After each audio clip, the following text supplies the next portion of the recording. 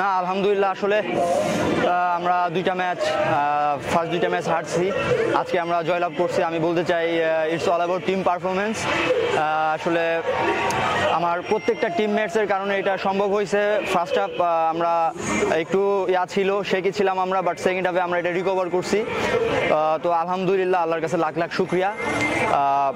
আমরা 3 পয়েন্ট পেয়েছি, এজন্য আমি আসলে আমার all the team members, coaching staff সবাইকে থ্যাঙ্ক জানাতে চাই আমার পক্ষ থেকে। আলহামদুলিল্লাহ আমি একটা স্কোর করেছি এবং আমার 3টা অ্যাসিস্ট, বাট আমি বলতে চাই all credit goes to my all the team members. আসলে এটা একা পসিবল না, আমার টিম মেম্বার্স সাথে ছিল, সবার আসলে এফোর্ট ছিল। ট্রাস্ট মি, আমরা 2টা ম্যাচ হারছি, আমাদের মানে ভিতরে অনেক পেইন ছিল, তো আমরা পেইনটা অ্যাটলিস্ট রিলিজ করতে পারছি, এজন্য আলহামদুলিল্লাহ।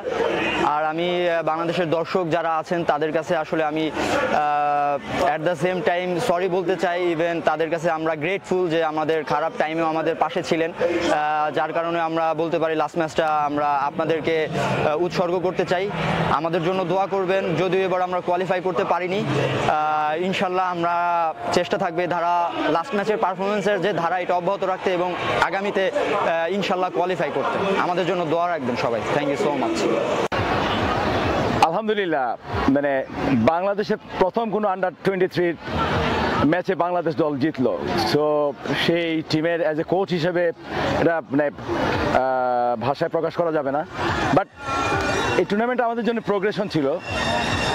ক্রমশ দলটা নিজেদেরকে গুছিয়ে নিয়েছি আমরা, এটা স্পষ্ট যে ভিয়েতনাম স্ট্রং সাইড ছিল, দেন ইয়েমেনের সাথে আমাদের জিতাটা প্রাপ্য ছিল, বাট আমরা আনফর্চুনেটলি আমরা জিততে পারিনি। বাট আজকের ম্যাচে দেখা গিয়েছে যে পুরো ম্যাচে যেটা আমরা সাফার করেছিলাম যে সাবস্টিটিউট ইম্প্যাক্ট রাখতে পারিনি, বাট আজকে সেটা হয়েছে।